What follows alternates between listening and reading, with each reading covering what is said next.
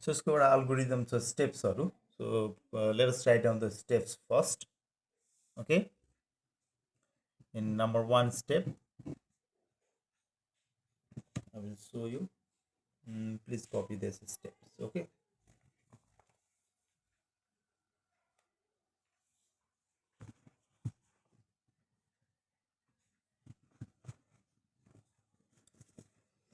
Okay, copy these steps. 5 वटा स्टेप्सहरु छ अनि म यो स्टेपको बारेमा चाहिँ एक्सप्लेन गर्छु. न्यूमेरिकल गर्दा पनि क्लियर हुन्छ. So first step, search and locate the largest absolute value among the coefficient in the first column.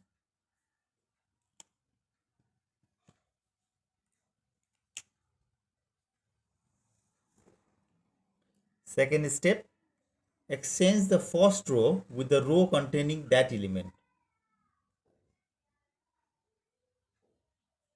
Third step, then eliminate the first variable in the second row as done in basic Gauss elimination method.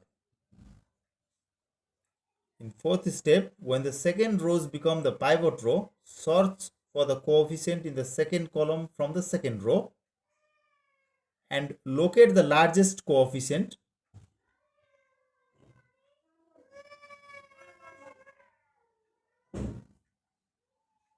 Exchange the second row with the row containing the largest coefficients.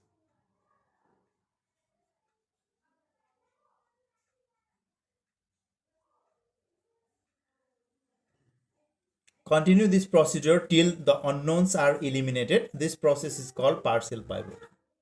Okay? So you लेख्नुस् steps हरु.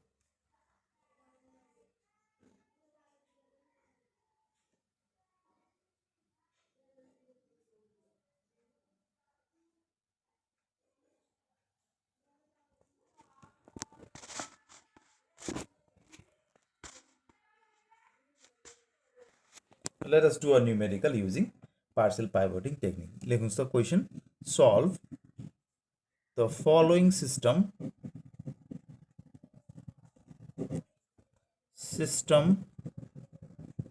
of equation using partial pivoting technique.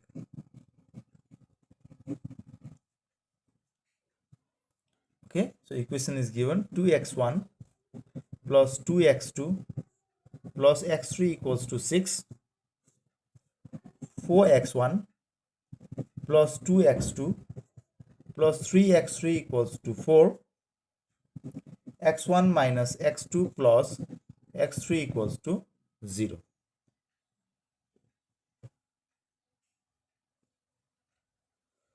So these are the three equations given.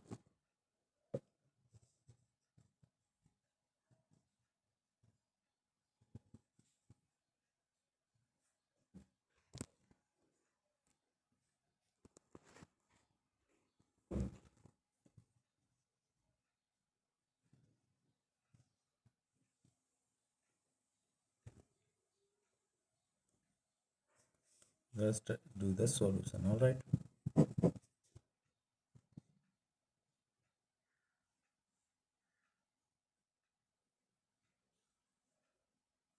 So let us write down the system, given system, original system.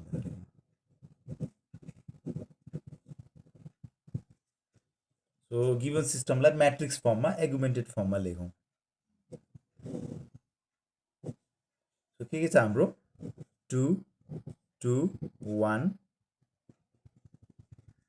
6 4 2 3 4 1 minus 1 1 र 0.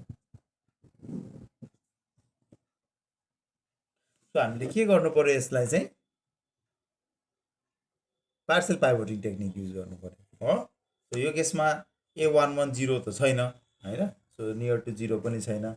तर partial pivoting technique use गरेर पनि गर्न सकिन्छ. 0 हुनुपर्छ भन्ने छैन. 0 भएको केसमा चाहिँ कम्पल्सरी partial pivoting युज गर्नै पर्छ. सो पार्शियल पाइभोटिङको स्टेप नम्बर 1 हेर्नुहोस् स्टेप नम्बर 1 मा के छ search and locate the largest absolute value among the coefficient in the first कलम यो हो त्यसमा लार्जेस्ट एब्सोल्युट भ्यालु के छ लार्जेस्ट एब्सोल्युट भ्यालु भनेको पोजिटिभ भ्यालु लिनुस् भनेको सो लार्जेस्ट एब्सोल्युट भ्यालु भनेको के को छ 4 को छ 4 हो सो हामीले त्यो लोकेट गर्यौं 4 हो भने अनि स्टेप नम्बर 2 मा के भन्छ भन्दा exchange the first row with the row containing that element so यो रोलाई माथि लेख्नुस् र यो रोलाई तल लेख्नुस् हो so that will give you a modified system हामीले यो किन गर्यौं किनभने स्टेपमा त्यही भनेको छ हैन सो फर्स्ट रोलाई चेन्ज गर्ने जस्तो यो 4 यहाँ भइदिएको भए हामी के गर्थ्यौं भनेर भन्दाखेरि यसलाई माथि राख्थ्यौं र त्यसलाई तल ल्याएर राख्छौं so exchange the first row with the row containing that element भनेको लार्जेस्ट कोएफिसिएन्ट सो एक्सचेन्ज गर्दियौं यसलाई माथि राख्दियौं के छ 4 2 3 4 अब यसलाई तल लेख्नु पर्यो हैन complete रोलाई 2 2 1 6 so 1 minus 1 1 and 0 okay so what we did is we interchanged the first row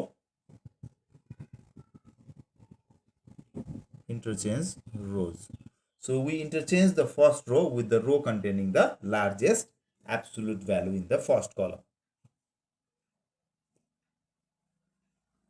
हो step number 3 मा के भन्छ then eliminate the first row in the second equation as done so third step is the Gauss elimination अब Gauss elimination use गरौँ भन्छ हो so हामीले यसलाई पाइभोटिङ गरिसकेपछि अब Gauss elimination use गरौँ भन्छ so we use this to make these two 0 हो so by using the Gauss elimination हामी यहाँ के रो अपरेसन गर्छौं सो हामी R2 मा गर्छौं R2 मा के गर्छौं R2 minus 1/2 R1 गर्छौं त्यसैगरी R3 मा गर्छौं सो R3 मा के गर्छौं R3 minus 1/4 R1 गर्छौं so we use Gauss elimination after pivoting we use the Gauss elimination so त्यो गर्यौं भने माथिको रो चेन्ज हुँदैन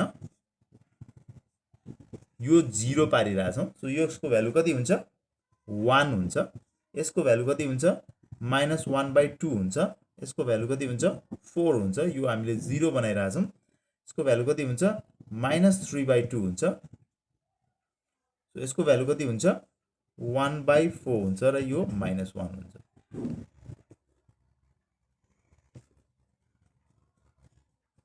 so this was your first step हामीले लोकेट गर्यौं हैन मोडिफाइड सिस्टम बनायौं फर्स्ट स्टेप र सेकेन्ड स्टेप भनेको यो भयो त्यसपछि थर्ड स्टेपमा हामीले Gauss elimination use गर्यौं Gauss elimination use गरेर सो फर्स्ट कलम को एलिमेन्ट फर्स्ट रो A11 भन्दा बिलो को कोएफिसिएन्टहरुलाई 0 पार्यौं त्यसपछि के भन्छ स्टेप नम्बर 4 मा when the second rows become the pivot row search for the coefficient in the second row second column त्यसपछि चाहिँ सेकेन्ड रो सेकेन्ड कलम को फर्स्ट एलिमेन्ट बाट यो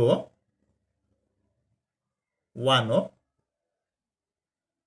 सेकेन्ड रो सेकेन्ड कलम को फर्स्ट एलिमेन्ट बाट we locate the largest coefficient अब हामीले यो भन्दा तलपट्टि हेरेर यसलाई फिक्स्ड गर्यौं हामीले पाइभोट गर्यौं अब यो भन्दा तलपट्टि सो यसलाई लिने अनि त्यसपछि यो भन्दा बिलो भएको कलमको एलिमेन्ट्सहरुलाई हेरौं हैन अनि कुन चाहिँ लार्जेस्ट छ त्योसँग एक्सचेन्ज गर्दियौं हो सो हामीले यहाँ कुन चाहिँ इन्टरचेन्ज हुन्छ त यो कति छ 1 यो कति छ -3/2 हैन सेकेन्ड रो सेकेन्ड कलमबाट तल हेर्ने है त सो सेकेन्ड रो सेकेन्ड कलमबाट तल हेर्दाखेरि चाहिँ कुनको एब्सोल्युट भ्यालु हाई छ भनेर भन्दाखेरि -3/2 को एब्सोल्युट भ्यालु हाई छ हामीलाई क्वेशनमा के भनेको छ भनेर भन्दाखेरि will check for the largest absolute value in this case magnitude मात्र हेर्छौं हामी है will see the magnitude only so magnitude हेर्दाखेरि 1 र -3/2 को यदि तपाईले मोडुलस लिनुभयो भने 1 को मोडुलस 1 नै हुन्छ एब्सोल्युट भ्यालु र -3/2 को एब्सोल्युट भ्यालु भनेको कति हुन्छ 1.5 5 हुन्छ। सो यो चाहिँ बढी भयो यो केसमा हैन, एब्सोल्युट भ्यालुलाई कन्सिडर गरिन्छ।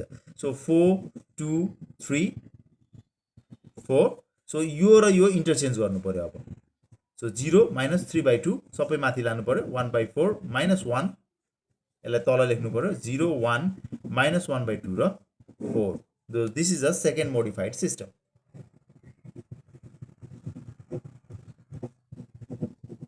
सो यसमा हामीले के गर्यौं, we interchange the rose.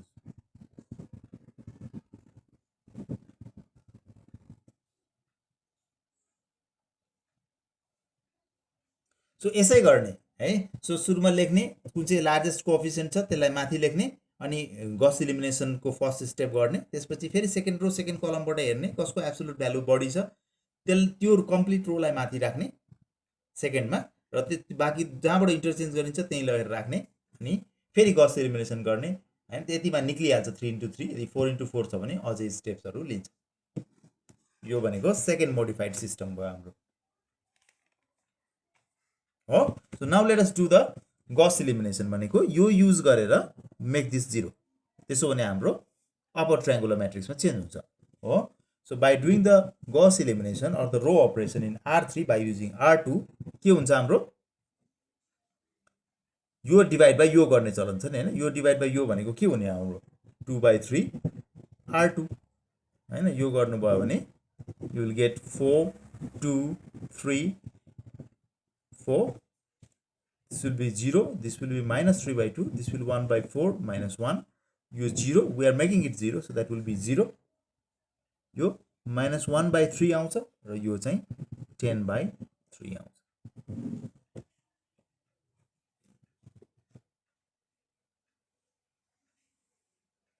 Now by using backward substitution you can calculate the value of x3. If you substitute the value of x3 in this equation, you will get the value for x2, and if you substitute the value of x3 and x2 in this equation, you will get the value for x1.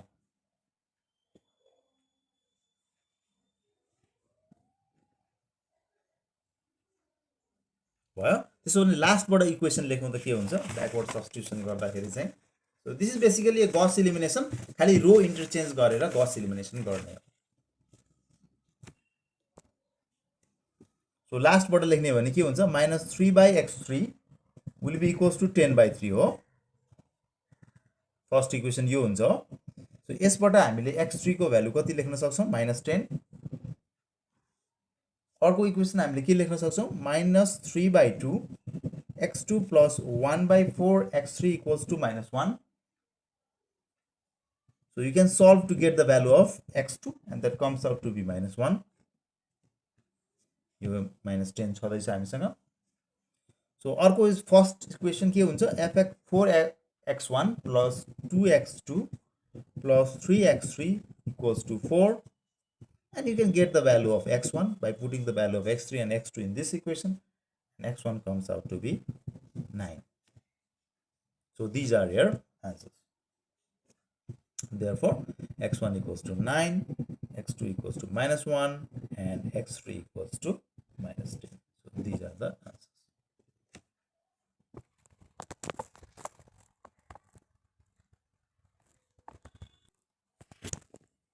So let us study about Gauss-Jordan method. Gauss-Jordan method. So हामीले basic Gauss elimination र Gauss elimination with partial pivoting technique पढ्यौं. So Gauss-Jordan method.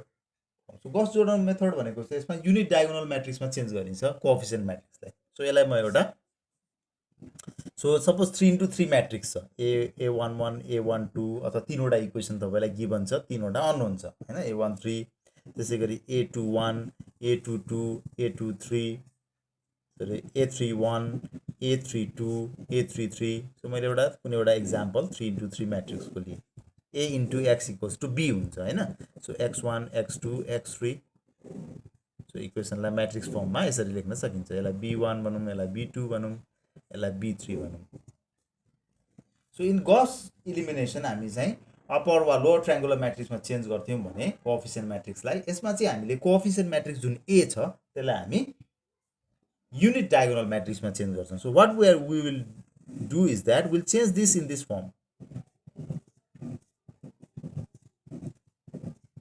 यो unit diagonal matrix भयो। So रो operations गरेर दुईटै साइडमा हामीले यसमा change गर्छौँ। x1 x2 x3 भयो।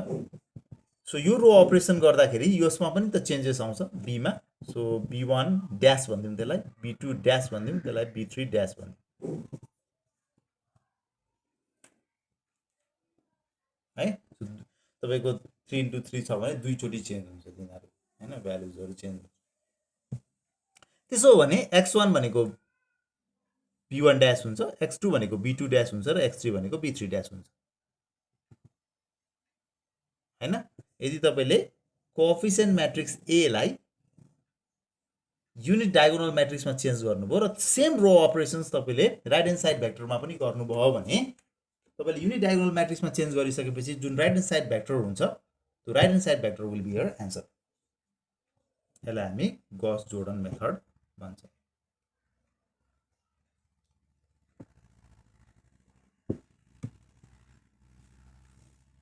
भयो। So let us do a problem related to a Gauss-Jordan method. आज यतिसम्म मात्र हामी गर्छौँ गॉस-जोर्डन मेथड। लेखौँ त एउटा problem. Solve the following system of equations using Gauss-Jordan method, using Gauss-Jordan method. So 2x1 plus 4x2 minus 6x3 equals to minus 8. x1 plus 3x2 plus x3 equals to 10. 2x1 minus 4x2 minus 2x3 equals to minus 12.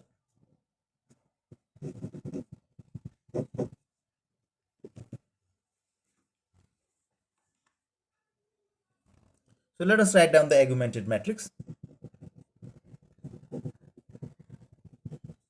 Augmented matrix. Augmented matrix means we'll write down the coefficient A and B in the same. So 2, 4 minus 6 minus 8, 1, 3, 1, 10, 2, minus 4, minus 2, minus 12.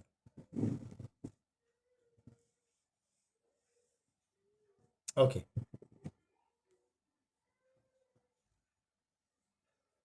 So हामीले के गर्नु पर्यो, यसलाई हामीले unit diagonal म्याट्रिक्समा change गर्नु पर्यो भनेको यहाँ 1 1 1 हुनु पर्यो, बाकी 0 हुनु पर्यो कोएफिसिएन्ट म्याट्रिक्समा। यसलाई 1 मा चेन्ज गर्नु पर्यो नि हैन।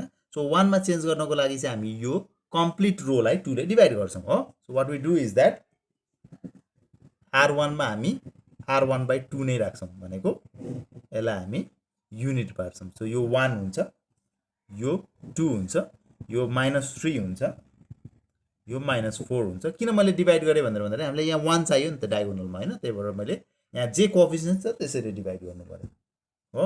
सो अर्को 1 3 1 10, अर्को 2 -4 -2 -12. So this is the first step. Okay, अब यो दुईटालाई 0 पार्नु पर्यो, डु द गॉस एलिमिनेसन हैन। सो गॉस एलिमिनेसन गर्नु पर्यो, यो दुईटालाई 0 पार्नु पर्यो। सो हामीले अपरेसन्स केमा गर्छौं, रो 2 मा गर्छौं र रो 3 मा गर्छौं। रो 2 मा हामी के अपरेसन गर्छौं, सो रो 2 माइनस रो 1 गर्छौं। त्यसैगरी रो 3 मा हामी के अपरेसन गर्छौं भनेर भन्दाखेरि रो 3 माइनस 2 टाइम्स रो 1 गर्छौं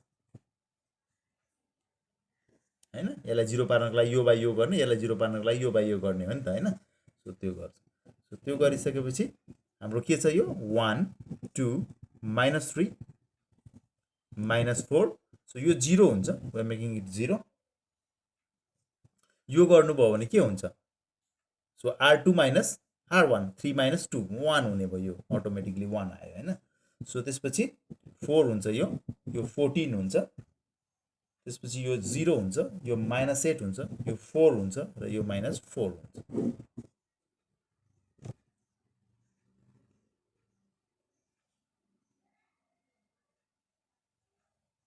ओके नाउ यहाँनिर डायगोनलको इलिमेन्ट हेरौँ 1 छ कि छैन अलरेडी 1 छ 1 नभएको भए हामी यसै गरी विल नर्मलाइज इट हैन नर्मलाइज गर्थ्यौँ तर यहाँ अलरेडी 1 छ सो नर्मलाइज गर्नु परेन हैन नभएको भए यहाँ 3 भएको भए म 3 ले डिभाइड गर्थेँ यसलाई 1 बनाउँथेँ अनि गस इलिमिनेसन गर्थेँ तलमाथि है त सो यहाँ अलरेडी 1 छ so by using this make this and this 0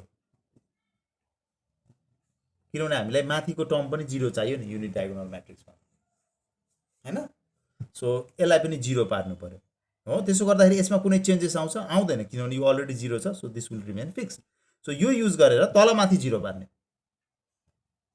है सो त्यो गर्नको लागि रो 1 मा अपरेसन गर्नु पर्यो बाइ युजिङ रो 2 सो रो 1 मा तपाईले के गर्नुहुन्छ r1 minus 2r2 यो गर्नुभयो भने यो 0 हुन्छ नि हैन सो त्यसै गरी r3 मा पनि गर्नुहुन्छ so what will in r3 plus 8 r2 त्यसमा 8 ले मल्टिप्लाई गरेर जोड्नु भयो भने यो 0 हुन्छ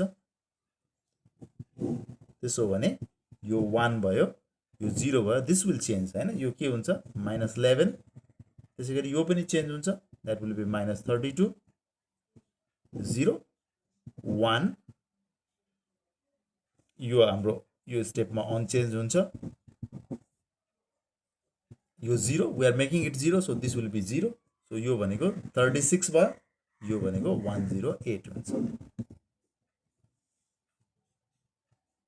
alright now see the diagonal यहाँ 36 छ हामीलाई 1 चाहिन्छ so divided by 36 the whole row हो सो हामी के गर्छौं r3 मा चाहिँ we divide r3 by 36 normalise गर्छौं सो नर्मलाइज गरिसकेपछि त्यो के हुन्छ सो 1 0 -11 -32 0 1 4 14 0 0 सो यसलाई 36 ले डिवाइड गर्दा 1 र 108 लाई 36 ले डिवाइड गर्दा कति हुन्छ 3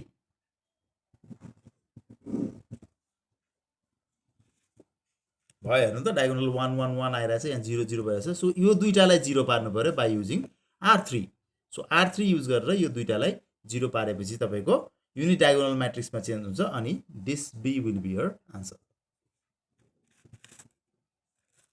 सो त्यसको लागि हामीले के गर्नु पर्यो 11 लाई 0 पार्नु पर्यो -11 लाई र 4 लाई 0 पार्नु पर्यो सो कसरी गर्न सकिन्छ त्यो r1 मा हामी अपरेसन गर्छौं सो r1 मा के गर्छौं r1 plus 11 r3 by using r3 we make r हैन we make r1 and r2 0 these coefficients of r1 and r2 0 त्यसै गरी r2 मा हामी अपरेसन गर्छौं r2 सो यो 4 छ सो 4 टाइम्स मल्टिप्लाई गरेर सबट्र्याक्ट गर्दिने -4 r3 सो यो रो अपरेसन गर्नुभयो भने के हुन्छ so 1 0 we are making it 0 so that will be 0 यतापट्टिको भ्यालु चेन्ज हुन्छ that will यो 1 आइराछ 0 1 सो यसलाई 0 पारिरहेछौं सो यो 0 हुन्छ सो 14 को ठाउँमा यहाँ 2 आइराछ सो 0 0 1 छदैछ यो अलरेडी अनचेन्ज रहने हो so what are the answers 1 2 and 3 are your answers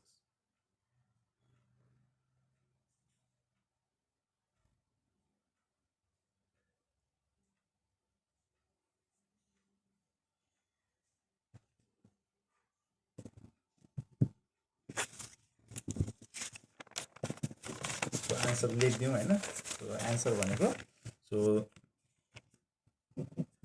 therefore x1 x2 x3 यसरी म्याट्रिक्स फर्ममा आन्सर लेखिदिनु भयो नि हुन्छ त्यो भनेको 1 2 र 3 हुन्छ भनेको मतलब x1 = 1 x2 = 2 र x3 = 3 so these are the answers